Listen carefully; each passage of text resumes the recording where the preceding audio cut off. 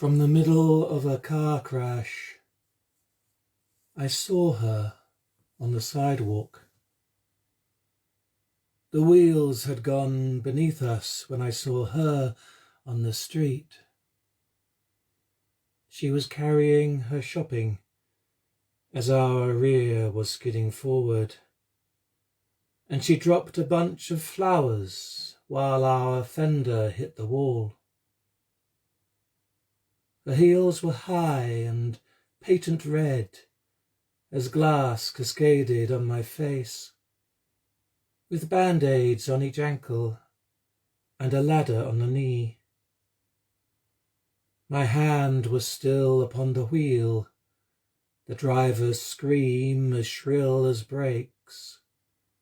The tail-end rebound sent our spin reverberating soundlessly. The burning tires hit the curb, red carnations on the road. We flipped. Her skirt rode up her leg, the button on her blouse undone. The asphalt fell away, and flying through the car, her nails no longer at my eyes, the driver too. There was sunshine in her hair.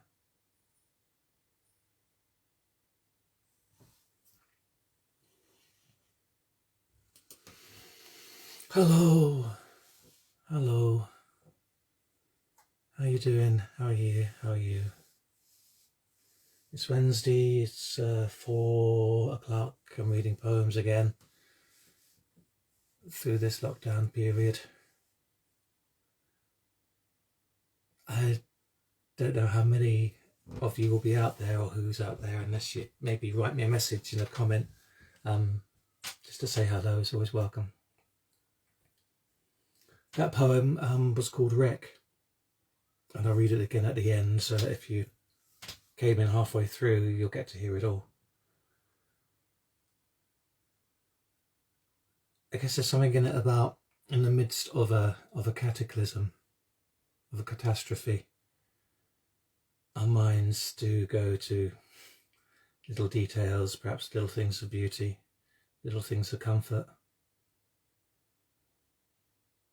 And maybe, I don't know, maybe these poems are offered in that sort of sense of kind of taking the minds away from it, kind of showing, hopefully, some beauty in the world. Kind of offering a way through it. I don't know if it's the case or not.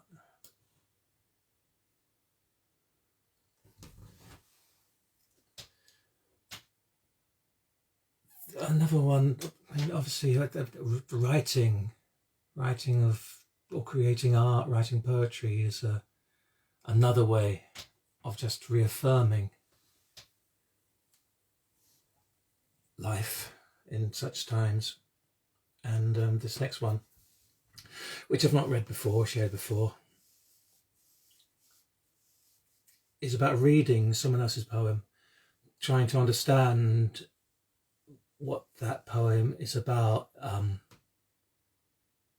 Sometimes you come to a poem and straight away it's clear, 100% clear. Other times you need to go away and maybe come back and knock on the door again. Hello, can I come in now? And maybe it will be clear a second time. Maybe it will require some effort and work of looking at the words and trying to place yourself in where the poet was when they wrote it, to try and get a sense. And maybe in some ways what a poem is always trying to do is put the listener, the reader, in the seat of the poet, or the footsteps of the poet where they were when they wrote it. And again, it touches a little on trauma. It's called On Reading Your Poem. This series of words you've written, they fell from a tall thing that drops things, sliding over inconsistencies of air, like they were branches reaching for the tastiest light. landing on whatever earth would catch them. I'm repeating them like the spell they are in the ear. Then I'm looking at the rest of the world for what isn't written here. This is the form of a body, heart, breath.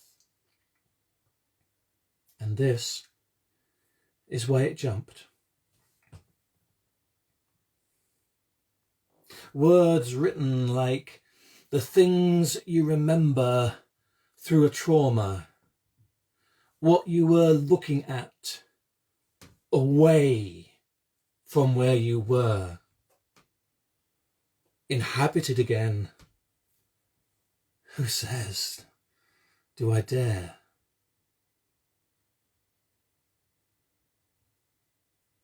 When I get to the place where you wrote the poem, all the ink slipping back into my hand, I think I'm replacing all the pieces of the cry that had gone missing. Or perhaps you are.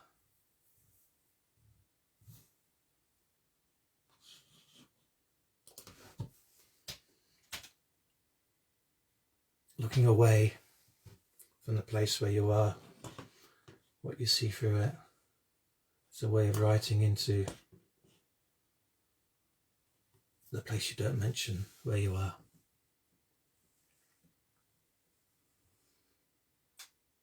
It does not hurt.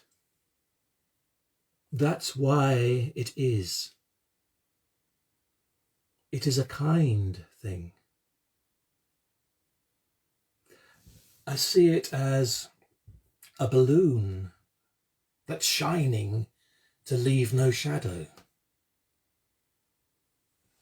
It floats ever so gently.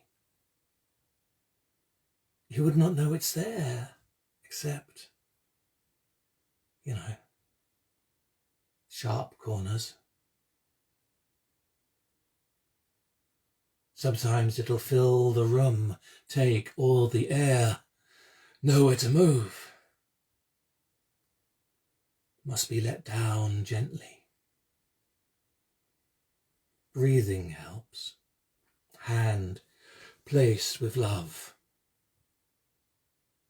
See the shapes, blisters of the past and fears of the future. No, it does not hurt. But sometimes it should.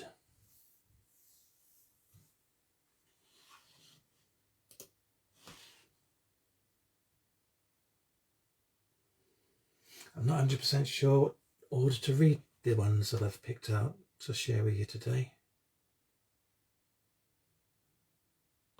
Kind of winging a little bit in that regard.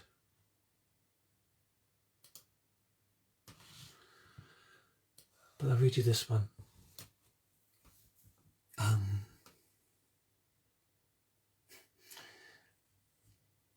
An attempt to be as gentle as I possibly could be in the verse. Shall I write in the silences?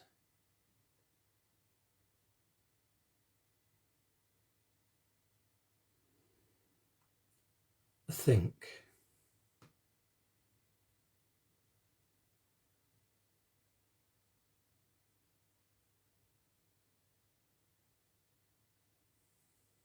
Now, don't think, feel.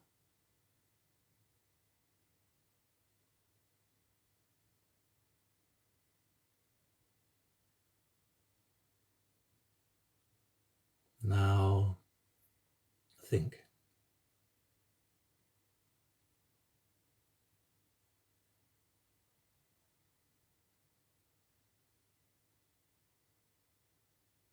Now, don't think, feel.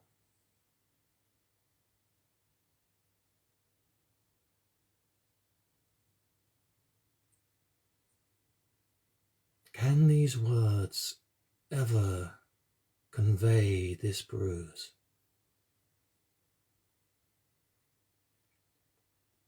Can these words ever convey this bruise?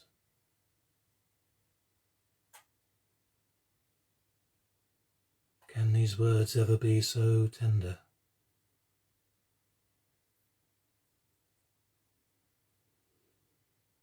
Think, don't think, feel.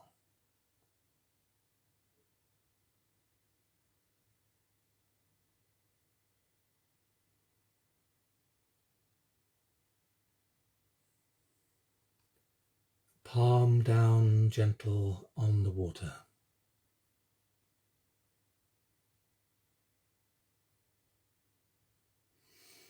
Palm down gentle to touch the water.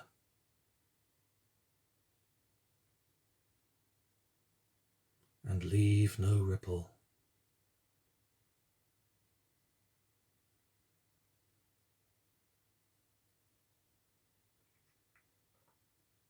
Now think.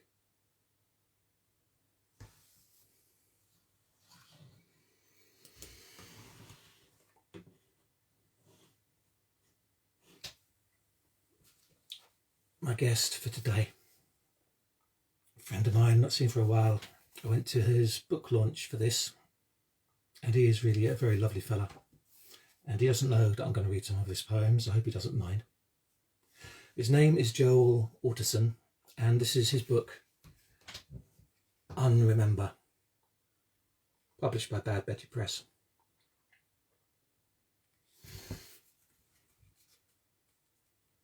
And there's two that I'd like to read for you. A short one and a longer. Both with a thread of melancholy and sorrow in them. I think it's to some comfort. This first is called For Adam. The sun sleeps in the dirt here. I am less smoke, more steam, the refreshing kind of bitter.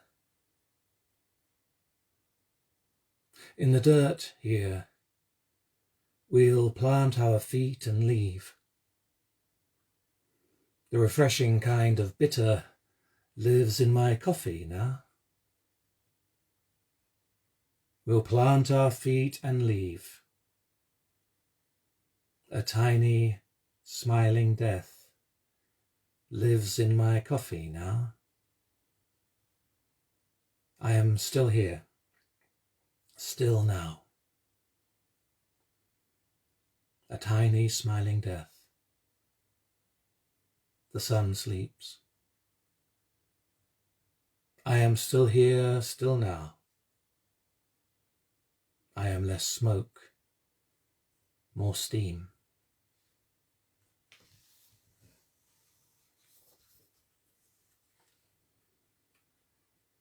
And the second one from Joel, I'm very keen to read. There's some lovely, lovely poems in here. The one I particularly want to read is called Sweet Tin. I knew a god once who kept the whole of the sky in a sweet tin on the windowsill, beside an armchair that would prove a greater memorial than any tombstone could. He'd ask it questions like, where is the wind going? How do sheep become clouds? Why do we need carpets if we have grass? What is the word for the smell after the rain stops? I never did find out what the answers were.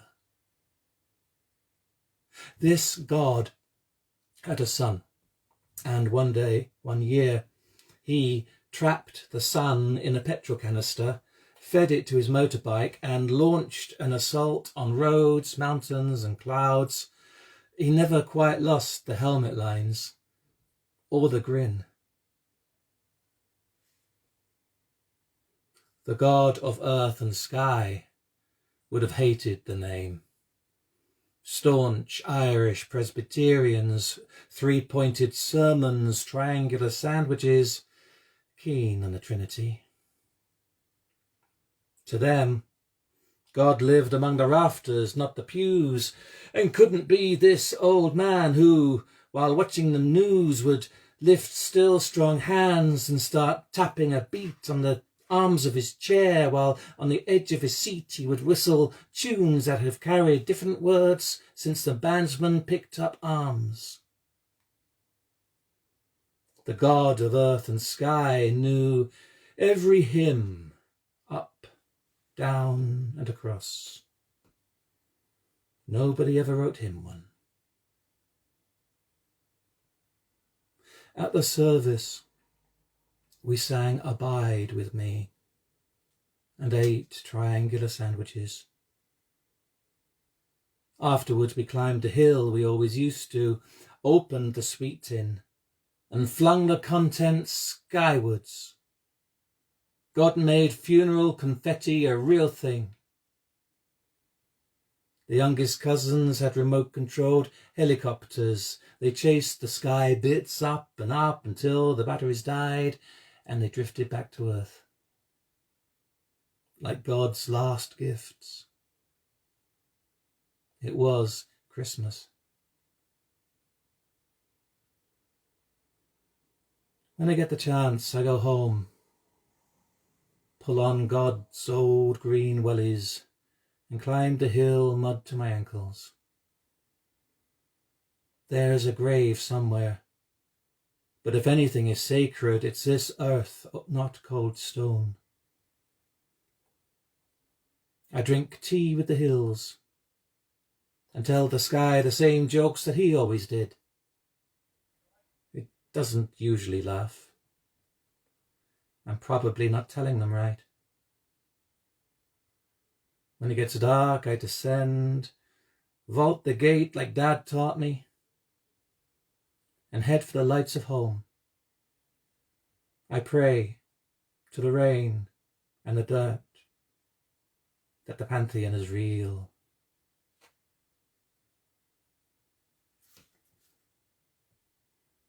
And I'm thinking that the fella on the jacket, well, there's Joel, and that would be his granddad, the God in his armchair. And the book is called Unremember, published by Bad Betty Press. I'll share the details of it in a post afterwards.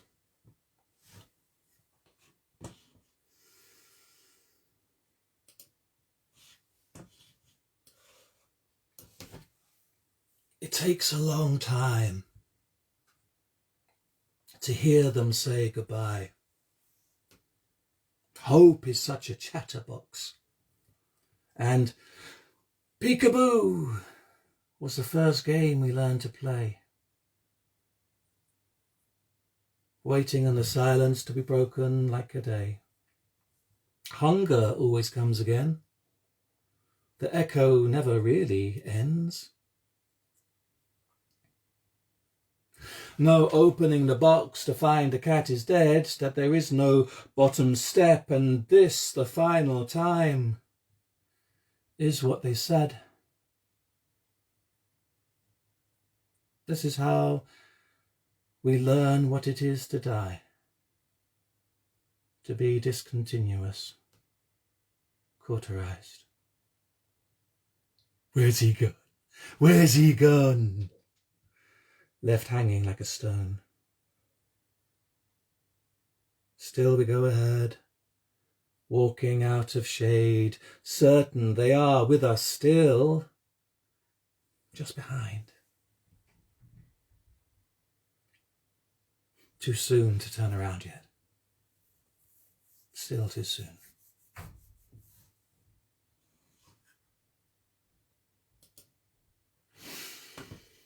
There's a poem called So Long.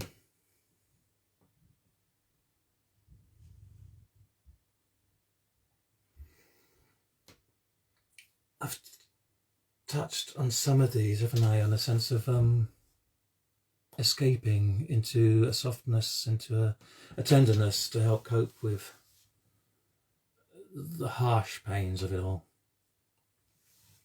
And I think these three again touch on that a little bit, stepping into a kind of a numbness.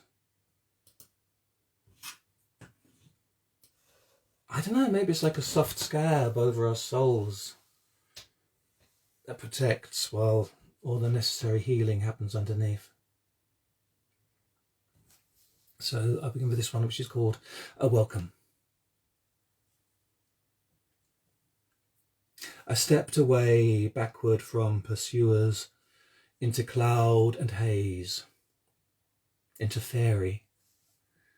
Touch became something only I could feel. Never noticed again what they hunted. It had no sound anyway, no voice that could be heard, only listened to. And now I was in breath, held, turning slowly. Everything is turning, everything is slow at the edge of things. It was the tiniest pinch on the tip of my little finger. 2 hands clasped, like a cup around an acorn, shy. And a pair of eyes, tender like a moon, and a moon on water, louder than a moon, with their questions and a greater gravity. Holly prickle in the look, bramble catching, this thing would hang on me, scrabbling at my arm, perching on my shoulder, pointing to a shade between the silver cumulus and slate cirrus scratch. Step, its fingers said. There is enough, and you do not need much. The cloud arranged itself again like a stomach. I could hear the babble of a faraway place, but here the light was music. Every gaze I saw was a fall. Every figure was a sting of tears in the corner of an eye. There was approach, and it was safe. There was a kiss from their lips to my cheek, and it was arrival. There was a drink offered.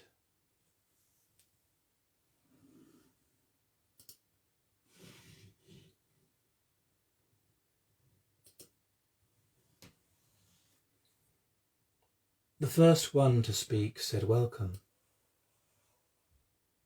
The second one's, there is blood, but it is not yours. The third was clambering out of a rent in my sternum. We must put honey in here. Honey is wise. The fourth wanted to hear me speak, but waited. The fifth said, the rest that you need is being prepared. The sixth one to speak told tales that would let the tears know when to stop, when to trip to laughter. The seventh and the eighth shared a look and said, we love you. The ninth wore a crown. The ninth wore a beauty that brought me to myself. The ninth dressed me in their gown. And when they spoke,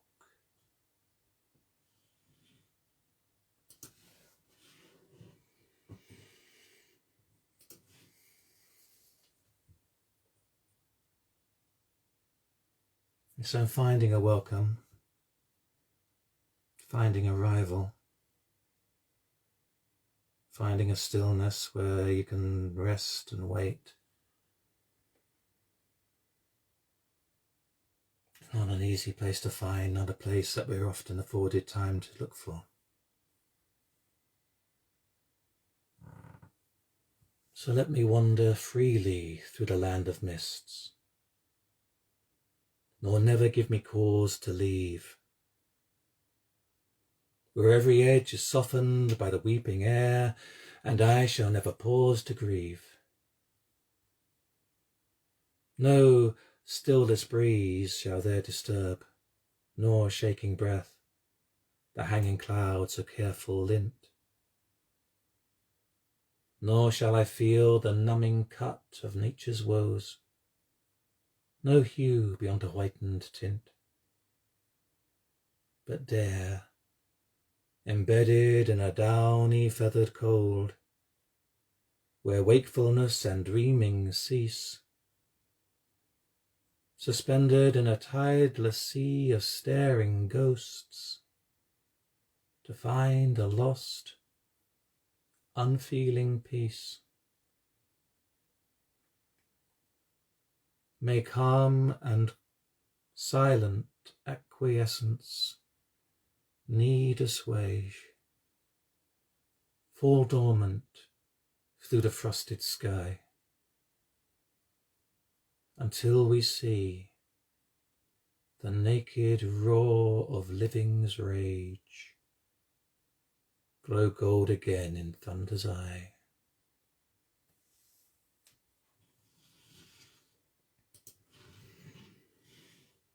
Because breathing is an instinct,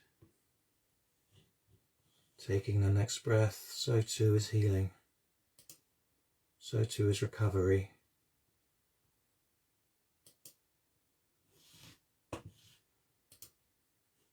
This one's called Cataclysm.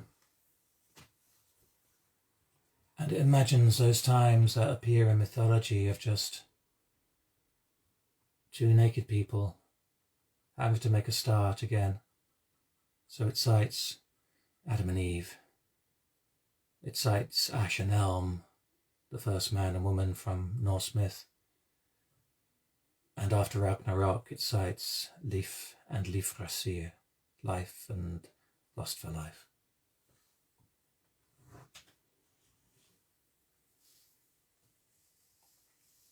And it has echoes of personal cataclysm, but also a wider, broader social one, such as we find ourselves in.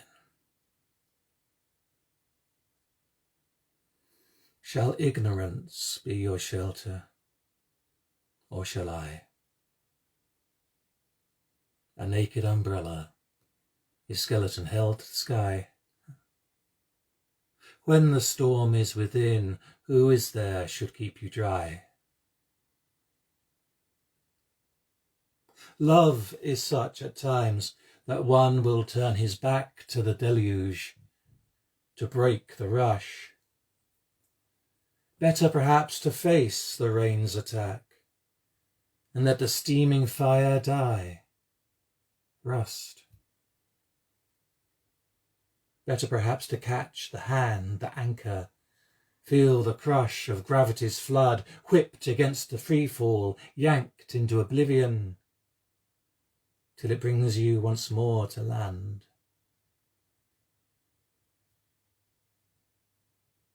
When death has passed among us, what remains is life, with bones and hard things we can trust. Will you dare to stand in the green forest without a fruit or leaf, all branches, without stains? Eve and Adam, Alm and Ash, life and life's lust.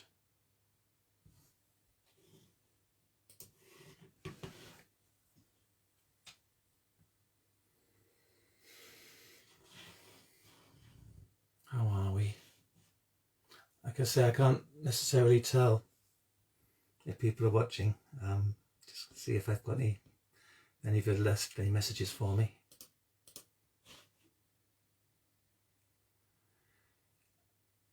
I do enjoy reading other people's poems, you know. So in part why I want to read from a friend's books. Makes it not about me so much, and Also gives another voice for you to hear.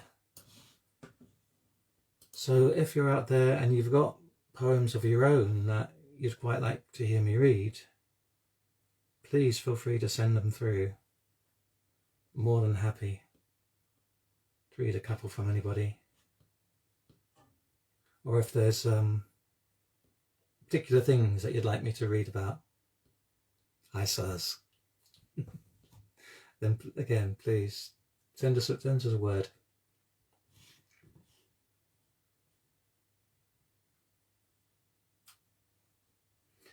So, how many I've got? 1, 2, 3.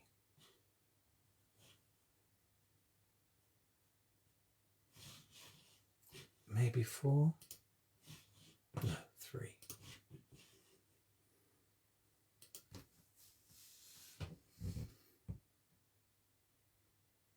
So I've talked about a little bit about the beginning of healing. And maybe take that a little bit further in this one, which is called The Nurse.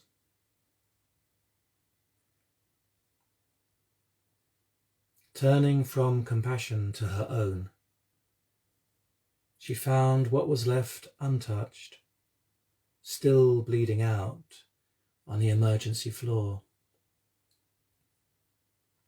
She wept cauterizing tears and bandages, and as each golden drop landed on the rents and made them into scars, she gave a laugh to see so many others mending in so similar a way.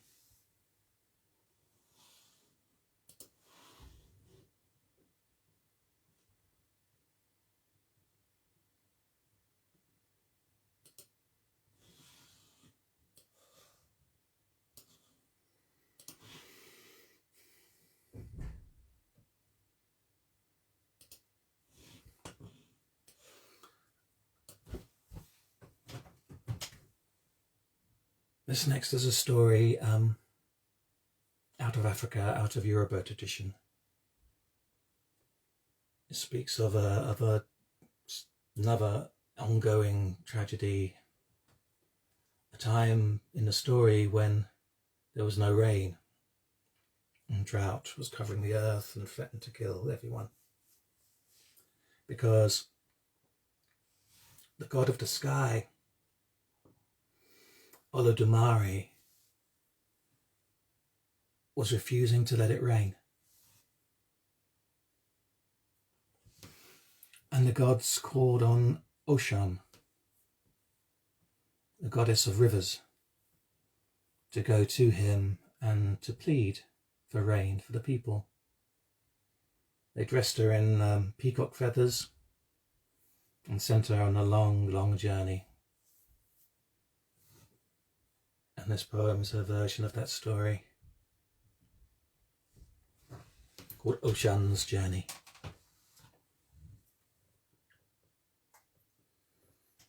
I have a beak, broad black beak now, that I tap to remind you of water running. I have talons, scratching, scraping talons here like the dust of a dry, dead river. I have feathers, singed now and shivering, shaken to remind you of the splintering of rain. I have a song of dead meat on my breath. Would you have this stench over all the earth? You were unloved. All the Orisha on earth thought you too distant, far away. Only I took time to reach you. They gave me feathers of a peacock to entice you. All my beauty fell away on this journey to beseech you. So long, so far, And all the time rain would not fall, all the people dying out of thirst, out of loneliness lying. Who are you, carrion bird, come to eat my heart? Who are you, weary traveller, dusted from the road? Who are you, low ember, coloured like the ashes? I am she of the rivers, left unflooded. I am she, peacock-feathered, made to journey more than any. I am she, too weary to be beautiful, come to pray to you. Unloved, Olodumare withdrew the rain. Oshun alone made the journey made of love. Opulence and iridescence lost on the way, overcast and ugly in vulture's grey. Oshun alone touched Olodumare's heart, overcast and opulent the rains fall.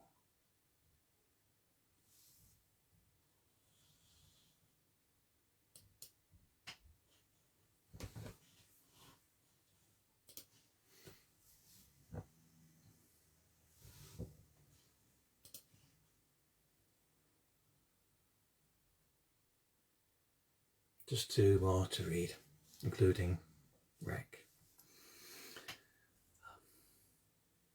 I read this one now because it's timely. Soon it will be sadly out of date. It hasn't got a title yet, and I don't really know if it's finished even, but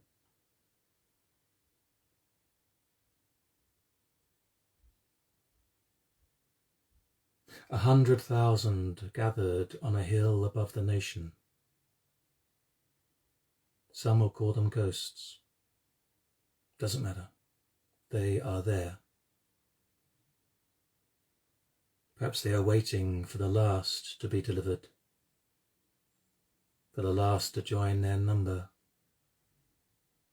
Then they can go.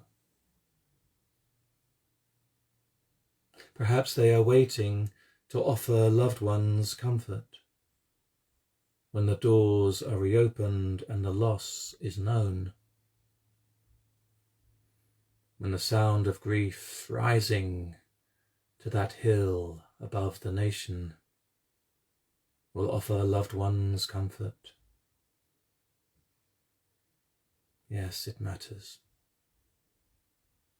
They are gone.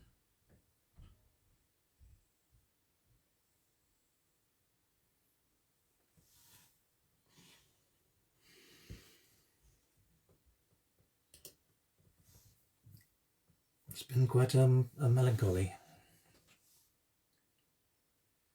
set today.